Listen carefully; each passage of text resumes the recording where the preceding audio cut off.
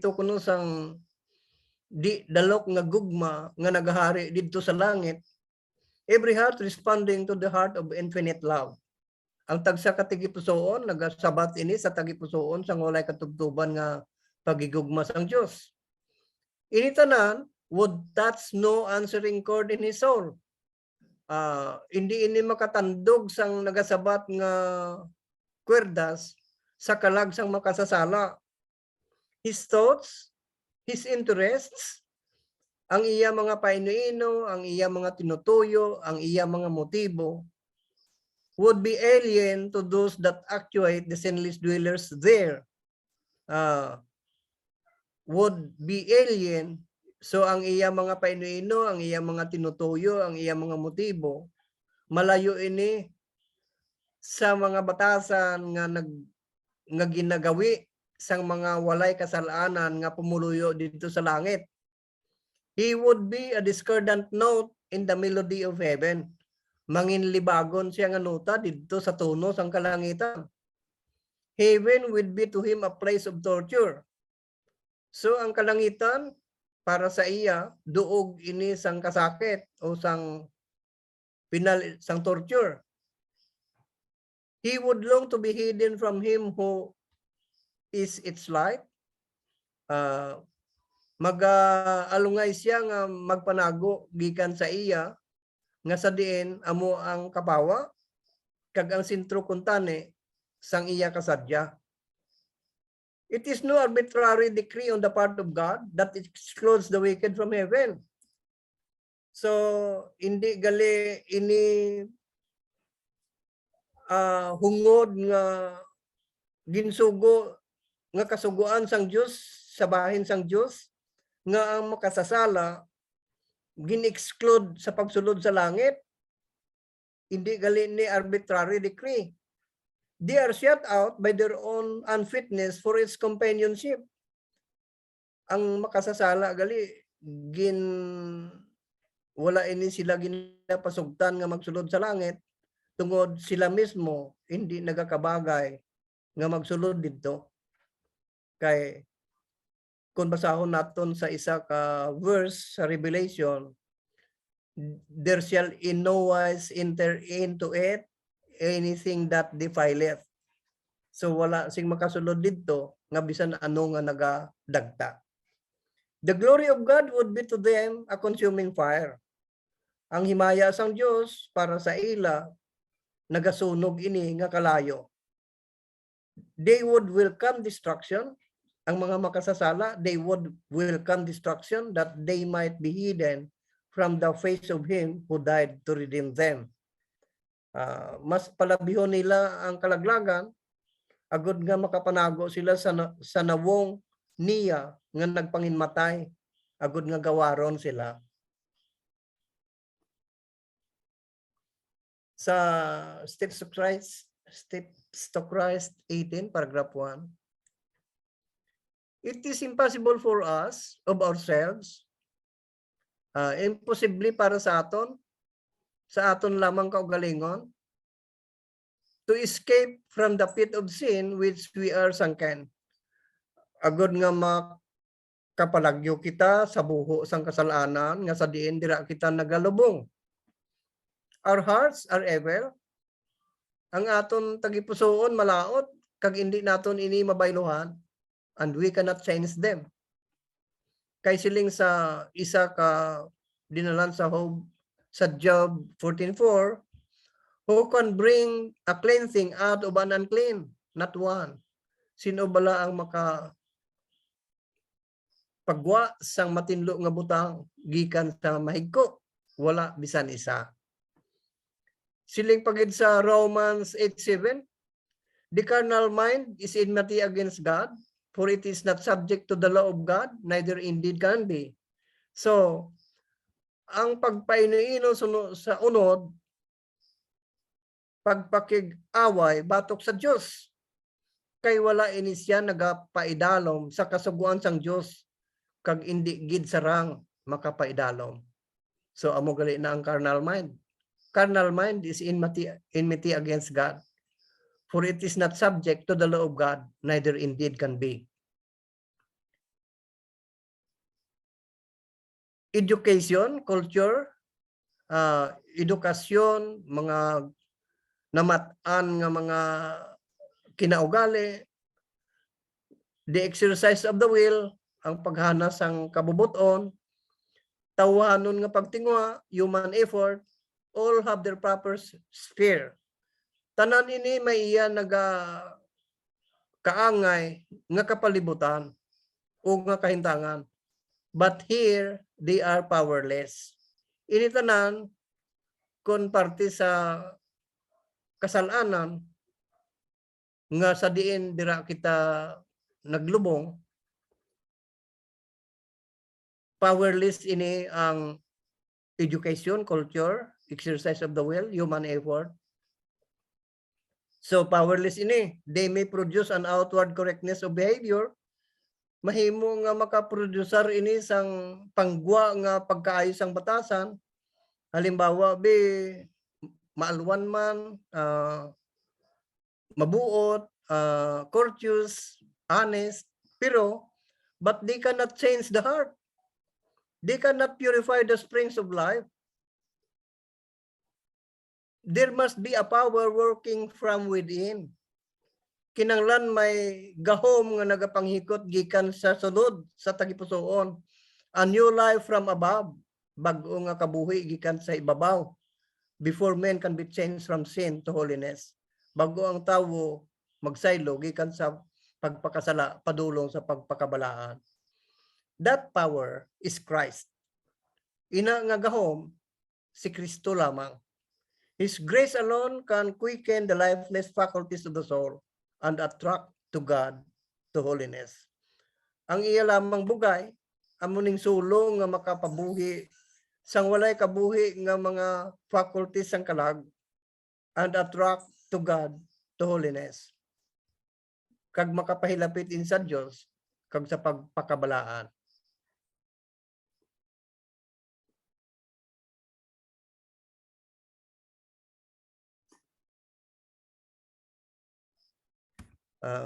Ari ang pila ka mga Bible truths with regards to salvation. Number 1, Christ is the Savior. Siling sa Luke 2:11, for unto you is born this day in the city of David a Savior, which is Christ the Lord. So, amo nang nasulat sa Luke 2:11.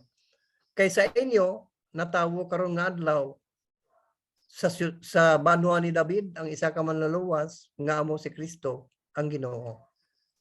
Siling naman sa Matthew 1:21, sa Matthew 1:21, and he shall bring forth a son, and thou shalt call his name Jesus, for he shall save his people from their sins. Kag siya magapanganak sa isa ka bata nga lalaki, kag pagkatawgon ang iya ngalan, Jesus, kay pagaluwason niya ang iyang mga katauhan gikan sa ila mga kasalanan. So number 2, only in Christ can we be saved. Sa kay Kristo lamang kita, sa pamaagi kay ni Kristo lamang kita maluwas.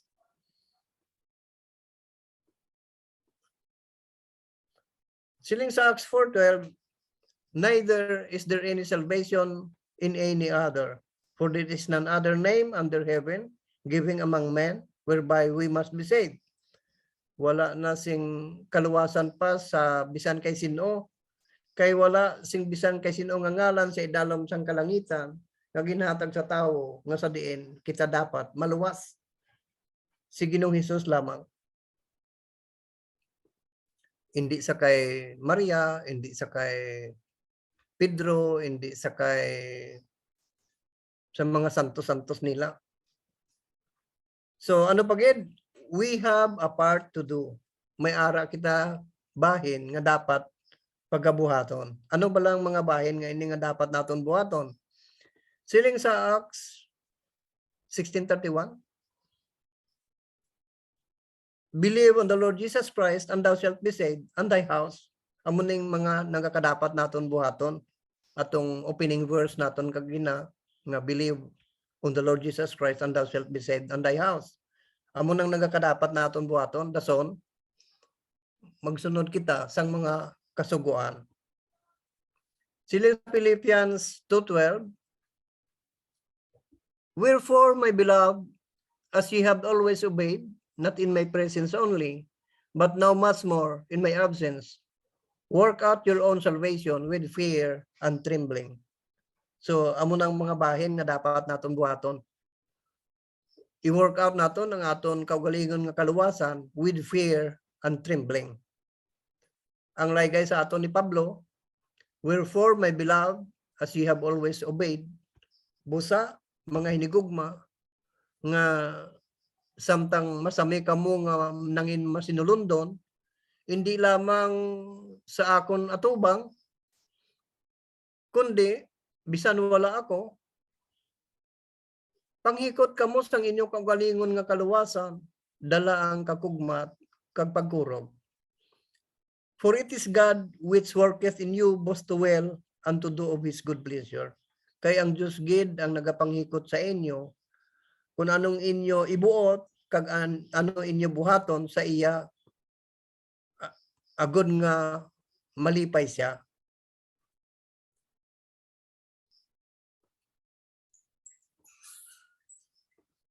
So, kung buot natin maluwas, if we would be saved, there are definite things to do. Mayroon kita definite things nga pagabuhaton. Siling sa James 1:21, wherefore lay apart all filthiness of and superfluity of naughtiness, and receive with meekness the engrafted word, which is able to save your souls. So, amo gali nang nagakadapat naton buhaton, ipahigad naton o kung bayaan naton ang tanan nga kahigkuan, kag pagkasalawayon, kag batunon nga may pagpaubos, ang tanyag nga mga pulong nga amo ni ang makapasarang sa imo nga maluwas ang imo kalag. So, batunon naton ang engrafted word with meekness, which is able to save our souls. Number 5, only those who obey Christ's commands will be saved. So, kay siling diri sa Hebreo 5:9, and being made perfect, he became the author of eternal salvation unto all them that obey him. So, siya ang nangin author sang walay katubtuban nga kaluwasan sa ila tanan nga nagsunod sa iya. So, importante ang pagsunod sang mga kasuguan ni Ginoong Hesus. Only those who obey Christ's commands will be saved.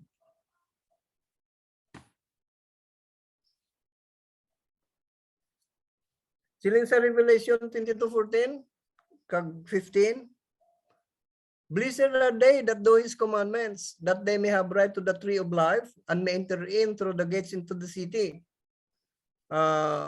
Bulahan sila nga nagabuhat sang iya mga kasuguan, agud nga may kinamataron sila sa kahoy sang kabuhi, kag makasulod sila sa mga gawang sang banwa. Kay sagwa yara ang mga ido, ang mga sorcerers, ang mga diwatahan, ang mga warmongers, ang mga manugpatay, ang mga makidiyos-diyoson, kag ang bisan sino nga nagahigugma kag nagahimo sang butig.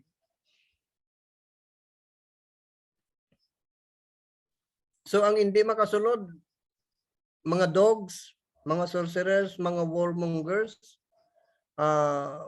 murderers, idolaters, and whosoever loveth and maketh a lie.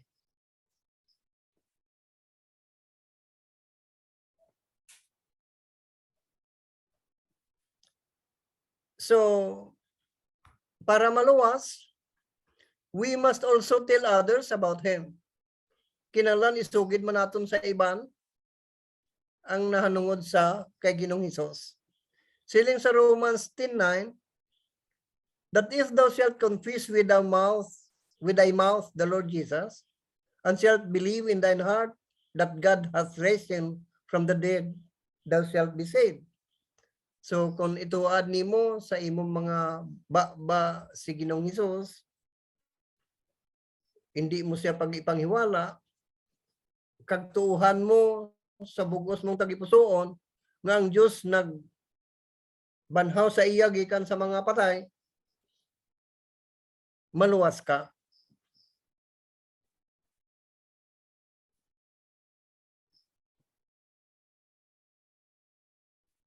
It is urged that we become His obedient children. Ginasugo kita nga kinanglan mangin masinulundon kita nga mga kaanakan. Kay siling sa 1 Samuel 15:22, behold, to obey is better than sacrifice. Yari karon ang pagka masinulundon, mas maayo pa sang sahalad. Kag ang pagpamati, ang pagsunod sang sa tambok sang mga kanding. To obey is better than sacrifice. Sa Matthew 13:18:3, sa Matthew 18:3, and said, verily I say unto you, except ye be converted and become as little children, ye shall not enter into the kingdom of heaven. So, sa pagkamatuod, nagasiling ako sa inyo, nga luwas, kung magliso ka mo, kag mangin kaangay sang gamay nga bata, hindi ikaw makasulod sa ginarian sang langit. So ano ba lang buot silingon sinini Ginoong Hesus? Kinanglan, magbalik kita sa pagkamata tungod, kinanglan naton matawo liwat. Halin sa pagkalapsag, halin sa pagpatiti, pagpasuso, tubtob nga sa ulihi atong aton mga nabaton nga mga preconceived opinions nga sa una naton nga mga ginpatihan madula adto isikway naton ato kag mangin kaangay kita sang bata nga gamay nga mag-umpisa tuon hasta mag-mature kita sa pagtuo. Hasta nga masitol kita sa faith.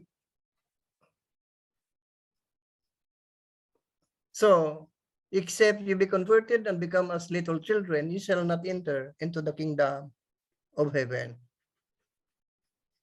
If we would be saved, even if iniquities abound, we should cling to Christ. Kung buot naton maluwas, bisan pa na palibutan kita sang mga kalautan, dapat magpabilin kita kay Kristo. Kay siling sa Matthew 24:12 and 13, and because iniquity shall abound, the love of many shall wax cold. Tani, bisan magbuad ang kalautan sa palibot naton, hindi kita tani kaangay sini nga ang aton gugma magabugnaw.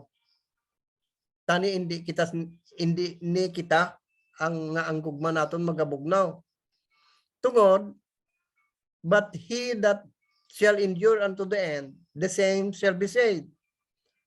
Apang siya nga magapabilin tubtob sa katapusan, siya amo ang maluwas. So, kaangay ni Enoch, ara siya sa ang mga kapalibutan niya, iniquity abounds, subong man si Noe, si Noah, pero wala nagbugnaw ang ila pagigugma sa Diyos.